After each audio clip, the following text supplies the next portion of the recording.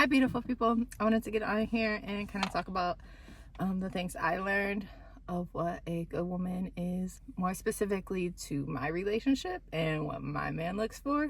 But as a woman, what I learned and becoming a better woman, right? So I was always a good person. I was never a bad person. But I was bad at being feminine. For those of you who know me, you kind of know that. Like I was nurturing, yes, like I had some very good feminine qualities, but I was living in a masculine state. And that happens. It's happened to a lot of women. I personally think that happens because it's implemented that way. When I was talking about the system that hates men, it hates women too, because it took away man from us, and it gave us this notion that we have to be both man and woman. So now we're struggling as women to let men be men, living in this masculine state, and we're not letting the man be the man. In turn, our masculinity has trickled down into teaching men to be more feminine and live in femininity. So there's this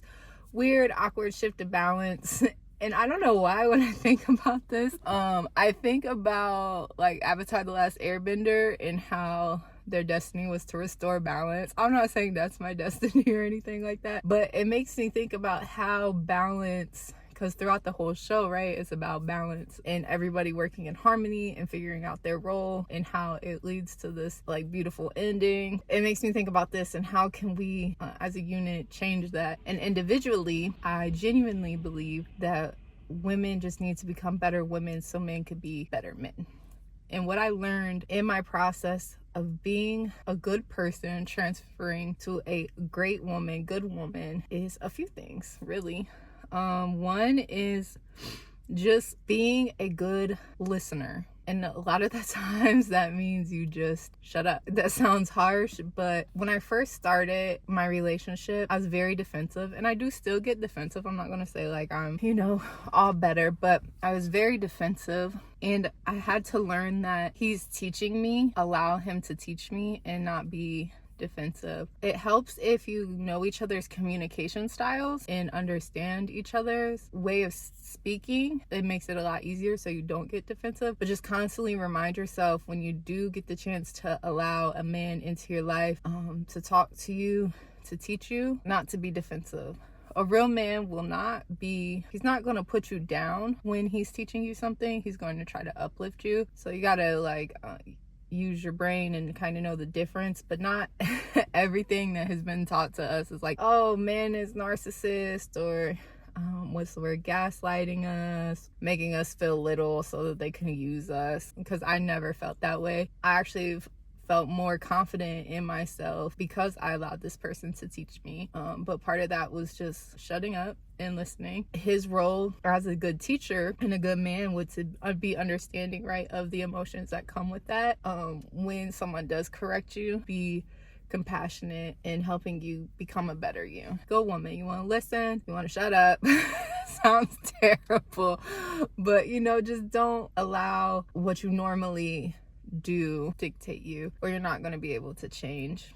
Be mindful of how you speak to him and how you speak to others, and your tone. You just really want to talk with respect that person. A lot of the times, like, I didn't realize, because when we first started dating, my grandma was like, well, does he know that you got an attitude or something? Because he said something to me, and she was like, oh, he might not want to talk to you like that because you got a smart mouth, something along those lines. I was like, you know what, I wouldn't never purposefully talk to him out of line. And I was thinking, like, when I thought about what I would talk to you guys about next, I was thinking like, wow, that means like I've disrespected my grandmother and the people around me because of the way I talked. And it was not on purpose at all.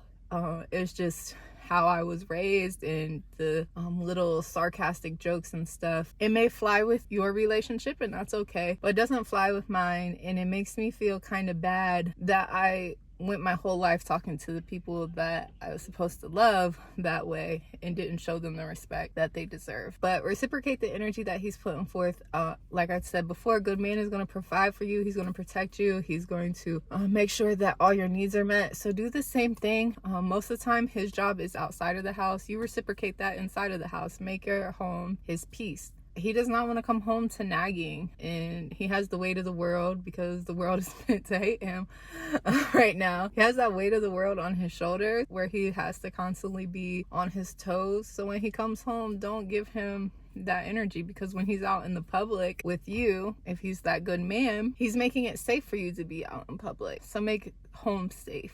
So try to reciprocate that energy. Just good feminine energy in general is just nurturing, that compassion, empathy, healing, gentleness. All right. It's easy, don't get me wrong, because I love little ratchet music. It's easy to sit in a masculine mindset when you have songs that you're singing that's saying like you wear the pants, you're a girl, and you have big D energy and all of this. Like, so it's easy to sit in that and believe that. And don't get me wrong, I still love me a good ratchet song, but what I'm not gonna do is take that music, live it like I'm really that, and bring that into my household and cause a disruption. Do I need it to get through a workout or something? Yeah, absolutely. To jam when I'm in the car by myself? Yes, absolutely. But I'm not living that. And I can go into another detailed video about how I feel music altered us and our mind state, but that is a prime example.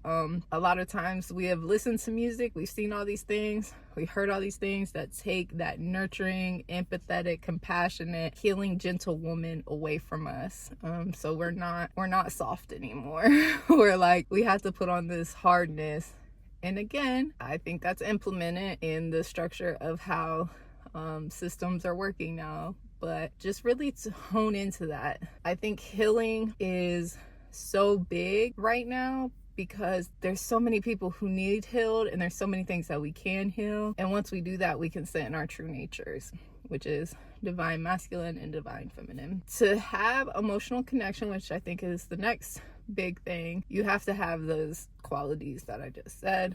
So emotional connection with your partner, you have to know your emotions. You have to be emotional. You can't be this hardcore F the world, F you, I don't need you, I don't need a man, I don't need this. Again, I understand a system is in place that it's like we cut ourselves off, we don't need people, we don't need connections, so we really internalize and disconnect from ourselves and our emotions, so we can't have emotional connection with people. But I think when we share emotions and share that energy with one another, that we're able to be better women and build, because that allows them to open up and be emotional with us. Again, it's a partnership. You're being a good woman to a good man, and they to reciprocate what they give you, that peace of mind.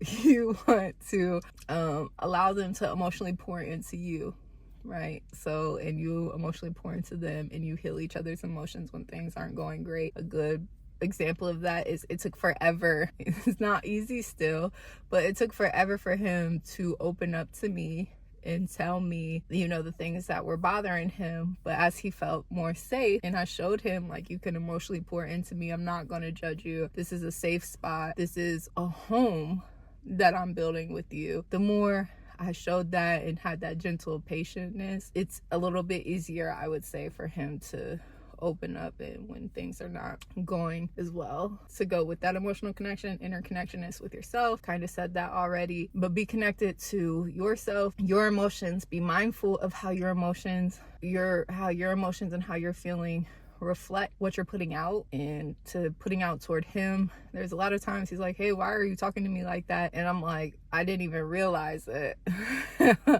I'm so sorry. I just kind of like zoned out, not connected with myself for a second there, not being mindful of me in my thoughts, words, and actions. So be connected to yourself while you're putting out to him. Collaborative and cooperative. A lot of the times that independentness makes it so that you feel like you don't need them.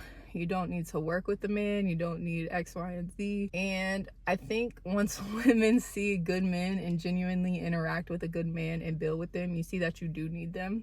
For a long time, I'm like, I could work 2 and 3 jobs. I don't need a man. Da da da da da. And then here I am, I found a good man, and I'm a stay-at-home woman, and I don't think I've ever been like more pleased. But that is what it is. But be collaborative and cooperative. Nobody wants to like be butting heads with somebody. Be trusting. Being trusting allows so much goodness. When we're not trusting, then we're what? Living in fear. When we're living in fear, tend to think the worst of somebody and don't let them be them. And again, I genuinely believe a system was put up for that because women fear men. To be like, not all men, but always a man, and I'd rather the bear. So we don't get the chance to be trusting. We're not trusting, then we can't surrender and be submissive. And when I say surrender, that was hard for me. It was hard for me to surrender everything and allow him to, pay the bills, not work, me not work. I surrendered. Like when we first started, we were starting like a health healing journey. Like, yes, I was already part of my weight loss journey, but healing, and surrendered and trust that he has the knowledge to guide me correctly, and be submissive. Women hate this. They're like, I'm dominant, da da da da da da. Realize that your submissiveness holds power. It really holds power. I don't want to say it low-key makes you more dominant, but when you're submissive and cooperative and you surrender, it's more easy for you to get things in a manipulative tactic. Don't use it in a manipulative tactic. Use it because you genuinely care and you want to submit, but know in the back of your mind that just because you're submissive and surrendering and trusting this person, it doesn't make you weak. Because he, as a good man, is being submissive, surrendering, and trusting to God to lead you guys, or a higher power, or his internal intuition, whatever that source is for him, that source energy is for him as a good man. But whatever you're doing for him, he's doing for a higher power to lead you and your family. So don't think of it as just one way, and don't think of it as a bad thing. The rest is just whatever works for you guys. But that involves cooperating, connecting to him, listening, talking, being open to change. Like, don't go into a relationship when you're ready to fully blossom into your femininity but not ready to change, because part of you is going to die, and that sounds terrible, and I don't even know if I could say that on YouTube, but part of you is going to break off, and it could be very rough and challenging and difficult, but at the end of the day, it's to be a better you, because that's all a good man wants, is a better version of you. And if you're listening to this and you made it all the way through, that's what you want as well. So surrender to the change, be trusting of the process, and allow it to happen. And that's, I think, everything that I have. I gotta run and get the baby diapers, so peace.